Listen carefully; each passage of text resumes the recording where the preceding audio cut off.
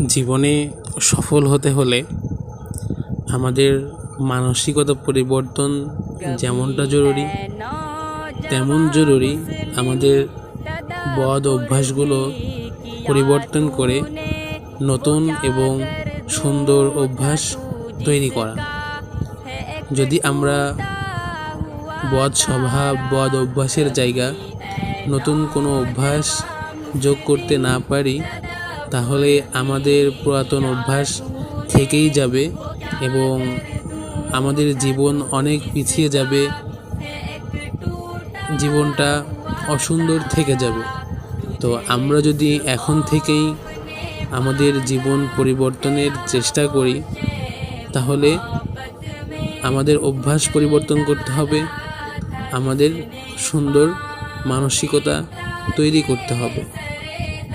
আমাকে এবং আমাদের সকলকে আল্লাহ তাআলা উত্তম এবং সুন্দর মানসিকতা দান করুন। পাশাপাশি আমাদের ভালো অভ্যাসগুলোর মাধ্যমে আমাদের জীবনকে পরিবর্তন করে দিন। আমিন।